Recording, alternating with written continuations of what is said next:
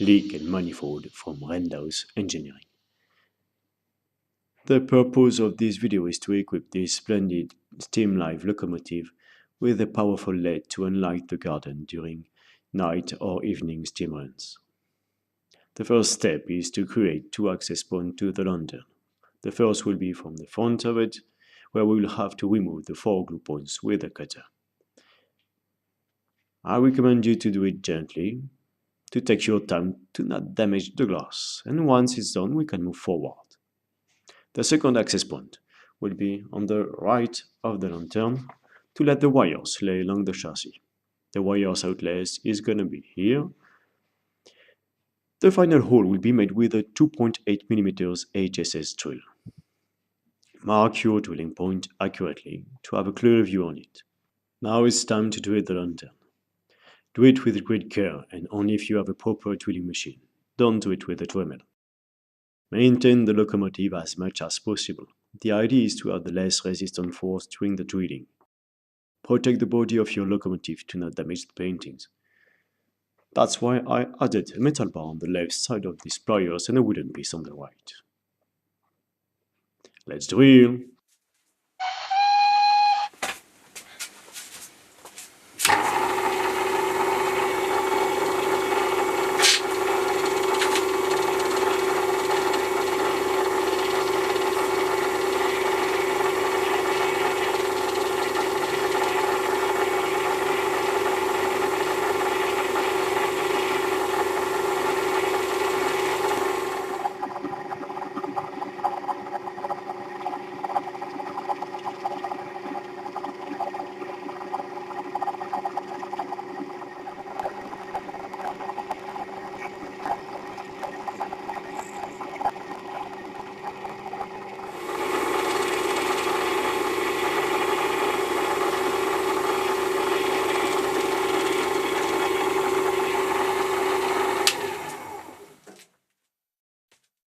The job is done.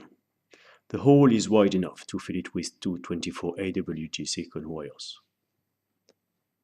This LED is a 6.8mm diameter and provides a powerful light of 62 lumens. You just need to solder it and to paint it in white, then to fit it inside the lantern. I used epoxy glue to maintain the LED in a good angle. I put the two wires in a shrinkable tube.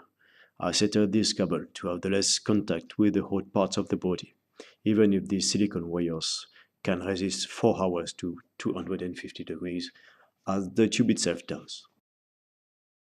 Now let's go to the electronic part. You can see here the Delta receiver can light normal LEDs without any resistor, even with bright LEDs, as the receiver has built-in resistor, but this 3.3 candelabra LED is not enough to light the way. Let's see if the current furnished by the receiver is enough for our 62 lumens LED. Cosmetically it does, but for cosmetic use, a normal LED would have been enough. The current is even poorer here as I will add a diode in the circuitry.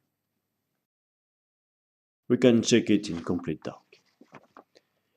Here you can see the light of the 62 lumens LED with the receiver's current. It is a very low enlightenment. You can't even see the wall that is only 2 yards away. Let's check with the proper current. Here you have 300 milliamps that flows in the LED. As you can see, it's quite powerful.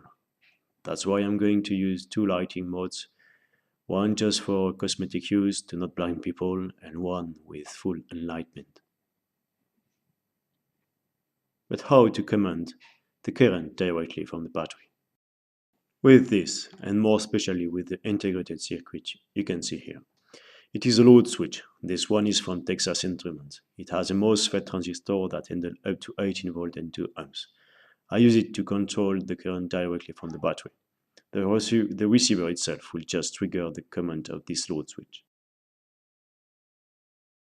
How does it work?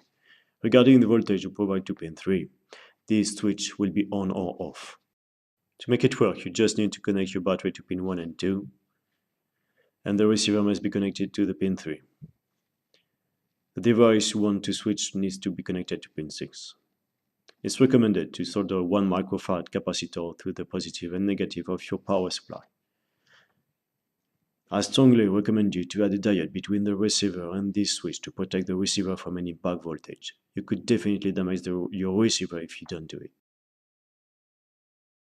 If you want to have a two-way lighting mode, you will have to connect two of these load switches to the LED. Only the resistor value at the output will define the level of the enlightenment. Here is my final mounting with the two load switches that are inside each tube. Each of them has a different resistor values at their outputs, and they have a diode to allow them to be altogether connected to the anode. The cathode itself will be connected directly to the battery. The two wires here will trigger the load switches. That's why they are going to be connected to the receiver, and for now the light modes will depend of the direction of the train. The load switches themselves needs to be connected to the battery, of course, and the LED. The connector is here, the wires runs behind the battery case, still running in the string cable tube behind the reverser up to the lantern. So as I said, let's connect the LED and check if everything works.